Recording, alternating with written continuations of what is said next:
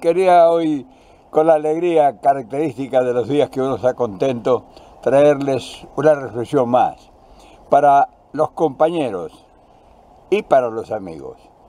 Esos que pronto se estrecharán en un abrazo, nos estrecharemos en un abrazo para festejar el retorno. Y entonces, fíjate que nosotros, casi sin darnos cuenta, estamos siendo, ¿cómo te diría?, siendo protagonistas de una etapa gloriosa en la historia argentina. O sea, gloriosa porque es la etapa de habernos dado cuenta de la denuncia fundada en el análisis de las desgracias, de la desventura. O sea, no es de la visión de un filósofo, de un intelectual, sino la visión del bolsillo, del plato de sopa, del pueblo, por supuesto. Y entonces, eso va a quedar como un hito en la historia argentina porque se va a hablar de esta época, se va a hablar del el adormecimiento de una dirigencia que fue copada por la corrupción, por la dádiva, por la ineptitud. Se va a hablar de una dirigencia chata. Y entonces, cuando se hable de esa edad media del peronismo, y habrá siempre algún hito que tendrá que destacar. Y ese hito lo vamos a constituir, lo estamos constituyendo nosotros. Nosotros que somos unos perejiles, fíjate vos, que no tenemos la menor relevancia para tenerse en cuenta en nada. Sin embargo, estamos sentando precedentes. Estamos haciendo cosas que no hace nadie. Estamos diciendo cosas que no dice nadie. Y estamos proyectando cosas que no proyecta nadie. Fíjate dónde está la diferencia. O sea, la diferencia está en el accionar que va a producir resultados concretos. No está en el relato, que yo soy, que vamos a hacer, que no sé cuánto, y que después siempre termina lo mismo. Y claro, esa lucha de la liberación nacional por el intelecto no se había dado. Se había dado por las armas, se había dado por la resistencia, se había dado por las huelgas, se había dado por la reunión de políticos y por acuerdos. Pero nunca se había dado por la dignidad, por la liberación de la dignidad argentina. Y entonces es una cosa nueva. O sea, fíjate sin darnos cuenta en qué berenjenal nos hemos metido. Pero no llegamos aquí porque nos trajo el viento. Hemos llegado aquí por una tarea, por una lucha que ha llevado mucho tiempo aprenderla. Recorrer todo el espinel de la adversidad, porque vos vas a encontrar soluciones para los problemas que vos padeces si un día te parás y te decís, bueno, ¿cuál es el problema? Si vos lo ves así en conjunto, todo el panorama, en la revista de Dios te vas a dar cuenta. Y claro, la liberación es una etapa de la inteligencia, porque liberarse es romper las cadenas. Liberarse en la historia es una apuesta importante. O sea, los pueblos que se han liberado han tenido liderazgos célebres y han tenido pensadores extraordinarios y han sido convocados fuerzas increíbles. Por ejemplo, por decirte una de tantas, cuando eran los griegos permanentemente azorados por la invasión persa, no había resistencia. Y Temístocles crea una conciencia nacional y convoca a su pueblo. Y fíjate vos que niños, ancianos, mujeres, en fin, toda la sociedad se convoca para construir un muro que circundaba a Atenas. Y en menos de una semana, ese muro fue construido. ¿Te imaginas la convocatoria y la fuerza que tenía? Porque había una razón, porque había una necesidad.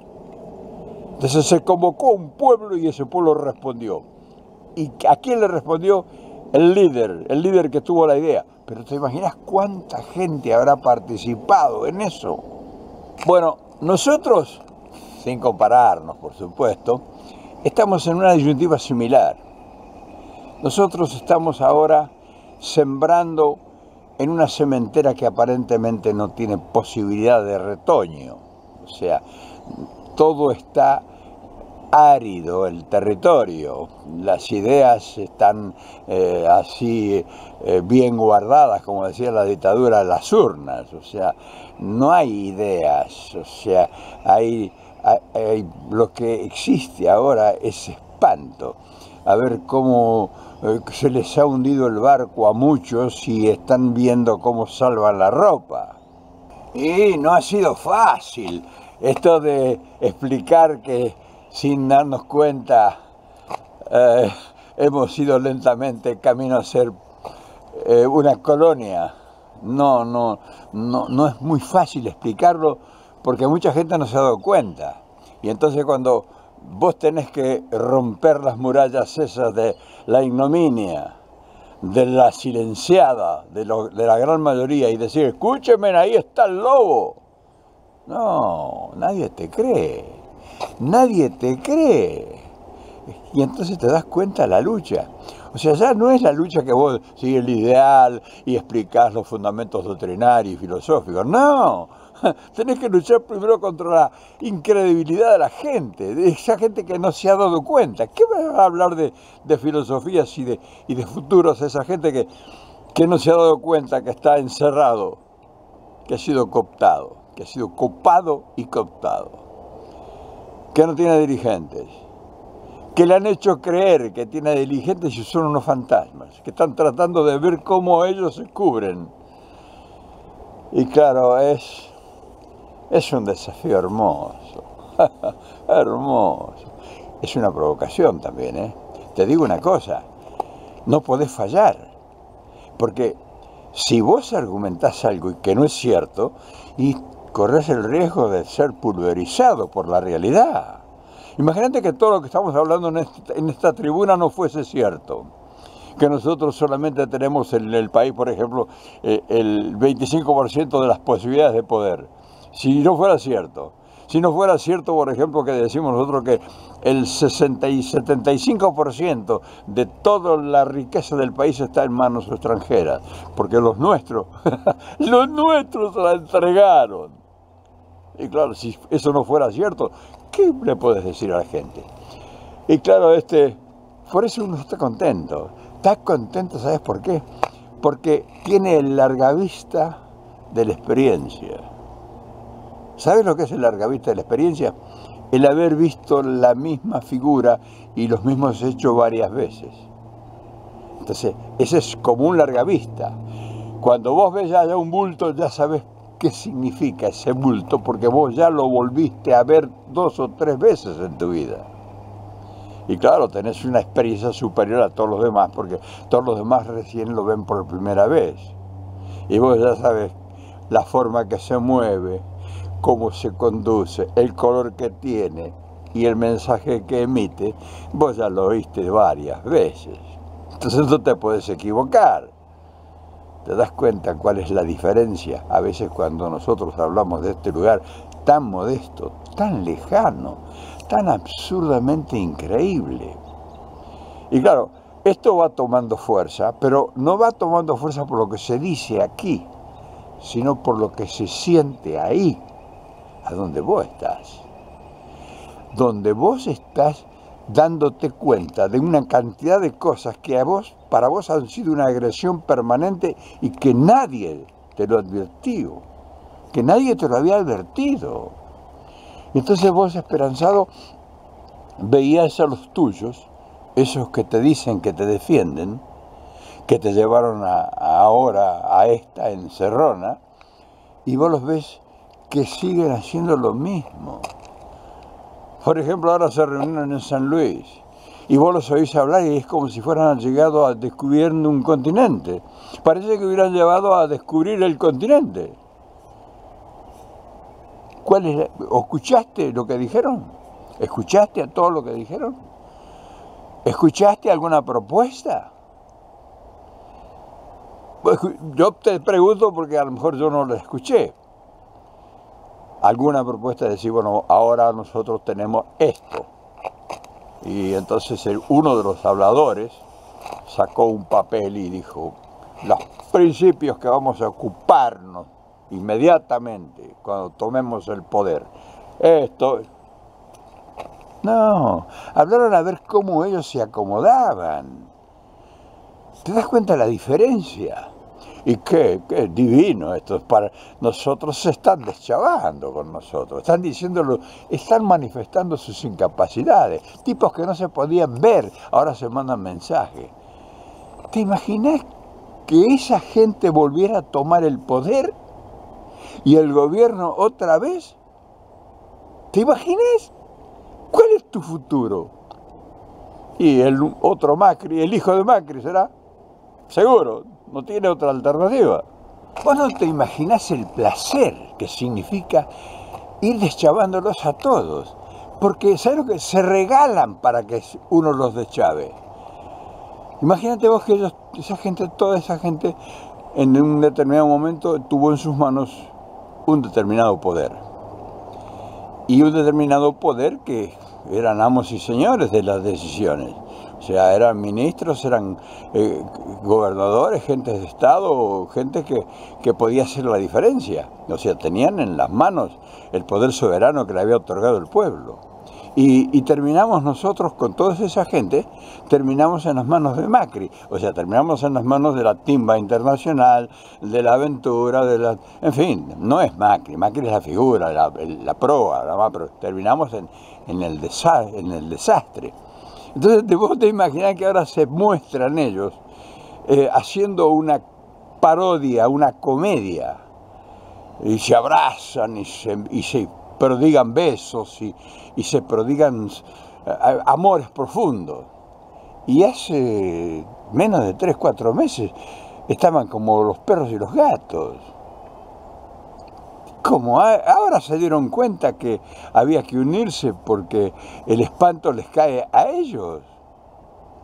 Entonces eso, para nosotros, que estamos serenos contemplando todo, nosotros estamos sentados en la platea, así, mirando porque quisiéramos que no fuese así. Y entonces esa mirada nos responde con la imagen que vemos, que eso no sirve, eso no sirve para nada ya. En este momento, donde el mundo viaja a 1000 kilómetros por hora, donde la ciencia, la tecnología, la cibernética, los inventos, los negocios, el mundo, la versatilidad de los acontecimientos y las cosas impensadas que están actuando y que no conocemos. Y ellos todavía siguen en el siglo XIX. Esos son actitudes del siglo... Yo las vi de pibe esa. Yo las vi de pibe que se peleaban como animales, como un bruto, y después se abrazaban, eran compadres. Y para festejar, hacían un asado con cuero. Yo los vi eso. Son los mismos. Deben ser los nietos de aquellos que yo vi. En fin, nosotros planteamos estas cosas y somos redundantes en explicarlo, porque yo sé, no te creas que me patina aquí, que yo no sé lo que estoy diciendo, que ya lo he dicho de otra forma. No, yo lo sé. Yo no sé, estoy bien clarificado en esto, pero hay un montón de amigos y compañeros y compañeras que son un poquito duros de mollera para entender este tema. Y entonces mezclan todo, porque como no entienden, lo mezclan todo. Y claro, al mezclarlo todo no entendés nada, terminás por no entender nada. Entonces vos tenés que cortar por lo sano y decir, bueno, esto es negro y esto es blanco. A partir de ahora, ¿qué? Esta dirigencia no sirve, o sea, no le podemos apostar un peso a eso, no valen nada, o sea, no representan nada. Este país nuestro ahora va a quedar hecho pelota, y no tenemos quién va a retomar el relevo con la inteligencia requerida, porque se va a requerir inteligencia ahora, no solamente voluntad. No solamente ir a aplaudir la bandera, el bombo, no. Y entonces esa inteligencia superior que se requiere, porque los que están al frente no son ningunos giles. ¿Qué te parece? ¿Y a quién vas a poner? Nómbrame alguno. Nómbrame alguno, y no, porque detrás de ese alguno, el equipo que él puede hacer o tener. Imagínatelo. Y entonces ponele el frente en la corporación internacional que está dominando el mundo y que tiene todos los resortes que generan la riqueza en el país en sus manos. Sacarles un mango. Hacerlos, convencerlos de que hay que dar justicia social, hay que dar trabajo, vivienda. Hay que convencerlos. Tipo que vinieron a poner la guita hoy para llevársela mañana. Y vos le hablas de sentimiento, de justicia de pobreza, de marginación social, de educación, de cultura, de salud. Eso te cagan de risa. ¿Qué les importa a ellos el problema que vos tenés? ¿Entendés? Entonces vos fijate, la única certeza que tenemos hoy es la realidad. Un tejido social destruido, una dirigencia incapaz, inútil, sin posibilidades de que reaccione inteligentemente de ninguna forma, y un futuro prometedor en excelencia, pero terrorífico en apariencia por la realidad. O sea, el futuro es extraordinario cuando vos sos capaz de hacer del futuro, tomarlo como material y convertirlo con tus capacidades y con tus equipos de proyección. Pero cuando el futuro tiene la fuerza que tiene el futuro que nos desafía hoy, y nosotros no estamos preparados, ni técnicamente, ni psicológicamente, ni culturalmente, ni ordenadamente, con instituciones y con todo lo que se requiere, el futuro es agobiante, es terrorífico. Es como si te viniera una máquina gigantesca y te va a pasar por encima. Porque esa es la realidad.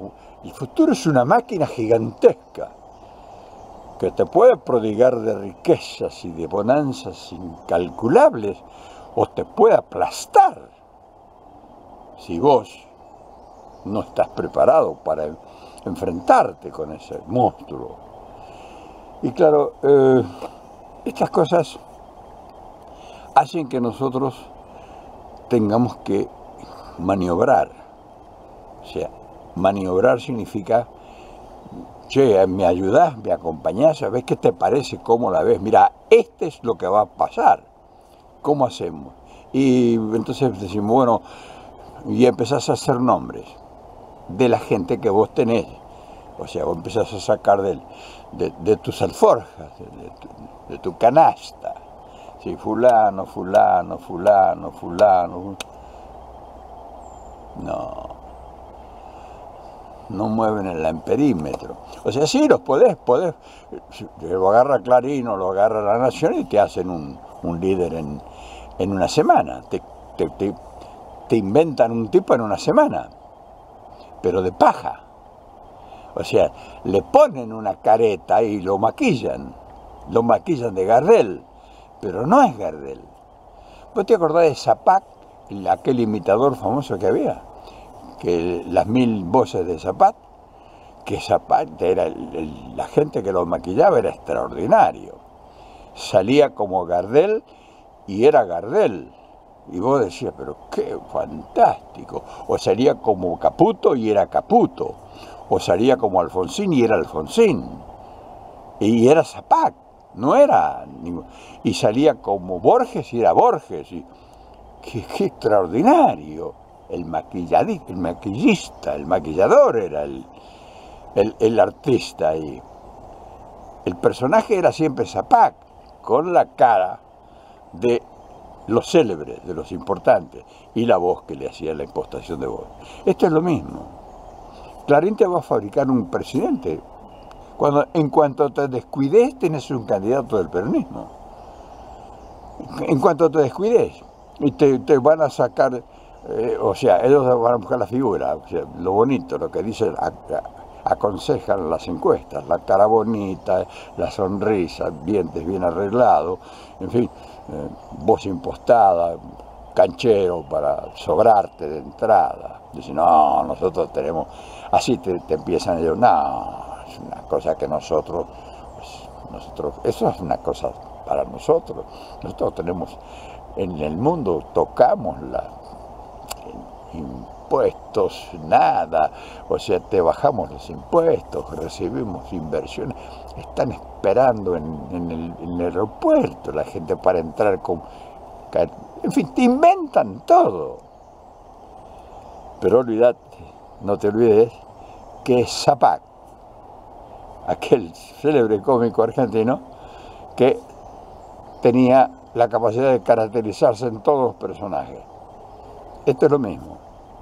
Pero la realidad no, la realidad son unos pobres diablos que ya estuvieron en el gobierno y que tienen, pero incapacidades increíbles y probadas, no que tal vez o imaginadas, no, probadas.